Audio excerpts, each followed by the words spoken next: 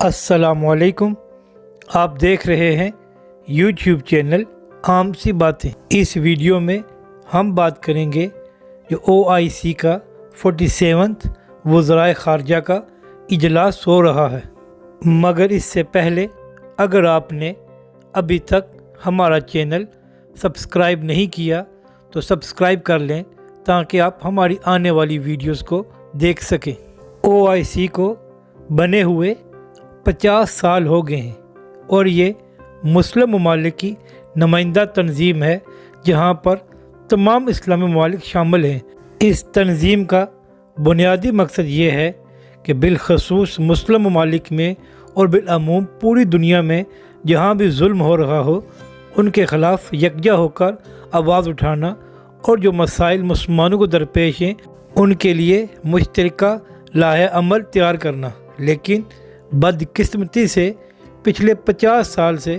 رسمی کارروائی کے علاوہ اس تنظیم نے کوئی کام نہیں کیا، جس کی حالیہ تاریخ میں مثال یہ ہے کہ جب پچھلے سال اگست میں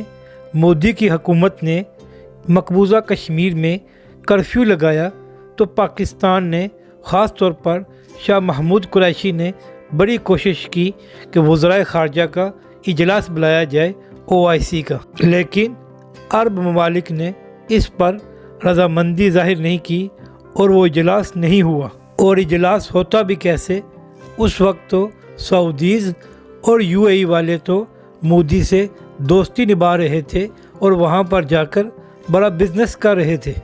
اور اس وقت 15 ماہ سے زائد ہو گئے ہیں مقبوضہ کشمیر میں کرفیو لگے ہوئے، جس کا مطلب ہے کہ کشمیری کو بنیادی انسانی حقوق بھی حاصل نہیں ہیں اور وہ گھروں میں بند ہیں اور کسی کو پتہ بھی نہیں ہے کہ ان کے ساتھ اس وقت کیا ہو رہا ہے۔ اس سب کے باوجود جو OIC کا وزرائے خارجہ کا اجلاس ہو رہا ہے اس کے ایجنڈے پر بھی کشمیر ایشو نہیں ہے، حالانکہ پاکستان نے کہا تھا کہ کشمیر کا ایشو ایجنڈے پر رکھا جائے، لیکن کسی نے اس بات کو نہیں مانا اور کشمیر کا ایشو ان کے ایجنڈے پر نہیں ہے۔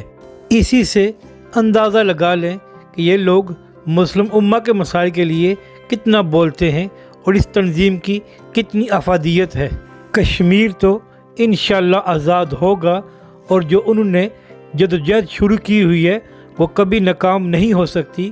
اور پاکستان ہمیشہ اپنے کشمیری بھائیوں کے ساتھ رہے گا۔ اب پاکستان اور دوسرے ہم خیال ممالک کو بھی اس بارے میں سوچنا چاہیے کہ ایسی تنظیم کا کوئی فائدہ ہے جو اتنے اہم ایشوز پر بھی نہیں بولتے، چاہے مسلمانوں پر ظلم و ستم کے پہاڑ ٹوٹ رہے ہوں۔ اس لیے یہی صحیح وقت ہے کہ جب مسلم ممالک کا ایک ایسا اتحاد بنایا جائے جو کم از کم ایسے ایشوز پر کھل کر بول سکے، کیونکہ ویسے بھی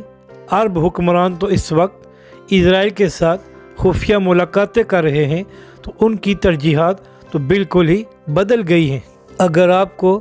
ہماری یہ ویڈیو اچھی لگے تو اسے لائک اور شیئر ضرور کریں۔